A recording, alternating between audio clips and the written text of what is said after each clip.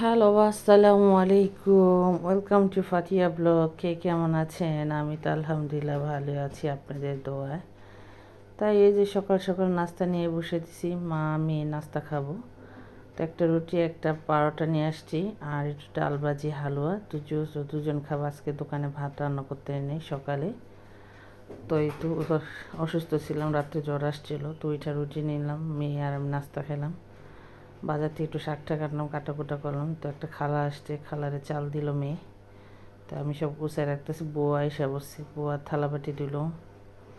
দেখেন কিভাবে ঘর মুছে, এক তেনা চুবাই এই ঘর মুছে, কী অবস্থা।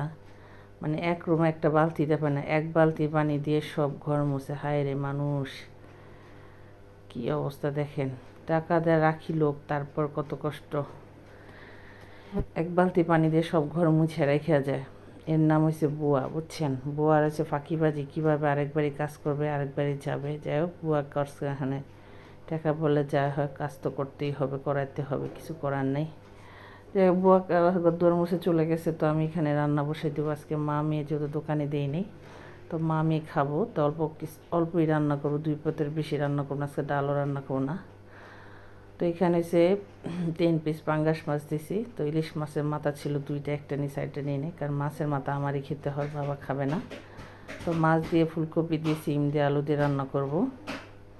তা আমি একটু মাছটা পছন্দ করি, তা আমি 2 পিস খাই। আমার মেয়ে খায়, আর মেয়ের বাবা তো খেতে চায় না, মাঝে মধ্যে খায়, মাঝে মধ্যে খায় না। আর এই তো, আর লাল শাক ভাজি করব, বেশি কিছু রান্না করব, 2 আইটেমে রান্না করব, মাছ আর শাক। যেহেতু আমার আমার ডায়াবেটিস আছে, রাত্রে রুটি খেতে হয়, রাত্রে ভাত খাওয়াই যায় না। একেবারে ভাত বন্ধ করে দিছি এখন। সকালে আর রাতে, আর যদি সকালে বউয়া হয়, খিচুড়ি হয়, তাহলে খাই। এছাড়া আমি শুকনা জাতীয় কিছুটা খাওয়ার চেষ্টা করি। আর এই তো, মাছের তরকারিটা এখানে হয়ে গেছে প্রায়। তো আজকে হালকা হালকা মশলা দিয়ে বসাইছি। তো এখানে মাছের তরকারিটা হয়ে গেছে। আর এখানে কিছু পেঁয়াজ আর রসুন কাঁচামরিচ কেটে নিছি লাল শাক ভাজি করার জন্য। তো এগুলো একটু ভাজা ভাজা করতেছিলাম। তো আমি লাল শাক ভাজিটা, শাকটা কাটটা ছোটো ছোটো করে রেখে দিয়েছিল, ওটা দিয়ে দিছি। তো লাল শাকটা এইভাবে ভাজি করি আমি ডাইরেক্ট। তো এই শাকটা এইভাবে ডাইরেক্ট ভাজি করলে অনেক মজা, মানে সিদ্ধ করলে ওইটা টেস্ট চলে যায়, কালারটা চলে যায়। এভাবে ভাজি করে শাকটা একদম লাল টুকটুকার মতো থাকে, খেতেও মজা লাগে, ভাতগুলো একদম লাল হয়ে যায়। তো আমি চেষ্টা করি এভাবেই রান্না করার জন্য লাল শাক ভাজিটা। এই যে দেখেন কত সুন্দর কালার। তো এই শাকের পানিটাই এই শাকটা সিদ্ধ হয়ে যায়, বেশি পানি দিতে হয় না, শাকের পানিতে একদম হয়ে যায়। আর নামানো একটু কোথায় ঠোতায় নিতে হয়। তো শাকটা আমার হয়ে আসছে, রান্নাবার তো আমার শেষ, গোসল টোসল করবো। এই তো গোসল মুসল করে আসছি, নামাজ পড়লাম, কোরআন শরীফ পড়লাম। তো মেয়েরে ভাত খাওয়াই দিয়ে আসছি, এখন আমি ভাত খাবো। তো আমি এসে ভাত নিয়ে বসবো, এখন ভাত খাবো, যত দুপুরে ওষুধ আছে খেতে হয়। তারপর একটু খাওয়া দাওয়া করে একটু ঘুমা আসি। তো এখানে আমি এসে দুপুরে খাওয়া দাওয়া করবো। তো এই তো গরম গরম ভাত, সাথে একটা শুকনো মরিচ নিছি, একটু পেঁয়াজ নিছি, যখন যেটা খেতে ইচ্ছা করে খাই। এই দেখেন লাল শাক ভাজিটা কত সুন্দর কালার আসছে।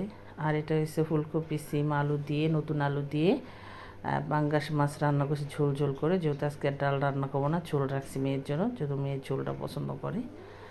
তো আমি এই যে লাল শাক বেশি করে নিতেছি। আর ওর বাবা, মেয়ের বাবা এসে রাত্রে এসে খাবে। তো আমি এসে শাক দিয়ে আর মাছ দিয়ে খাবো। আমার 2 আইটেম হলে হয়ে যায়, কিন্তু মাছে ভাতে বাঙালির মাছটা ভীষণ প্রিয়। যাই হোক, দুপুরে খাওয়া দাওয়া শেষ করি। যাই হোক, ঘুমাইছিলাম 3টার দিকে, খাওয়া দাওয়া করে ঘুমাইছিলাম। উঠে দেখি ম্যাডাম আসছে। তো ম্যাডাম এসে পড়ে রেখে গেছে। তারপরে ম্যাডাম থাকতে আমি ওই যে হাইটে নিয়ে ফুচকা নিয়ে আসছি মেয়ের জন্য। ফুচকা নিয়ে আসছি।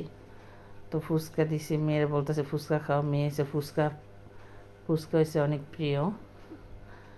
তো সে এসে যদি প্রতিদিন ফুচকা দেন, তারপর বেলপুরি দেন, পুরি দেন, মানে সে এইগুলো খুব পছন্দ করে, অনেক খাবারই পছন্দ করে। যাই হোক, ভিডিওটা ভালো লাগে লাইক করুন, শেয়ার করুন, ফাতেহা ব্লগের সাথে।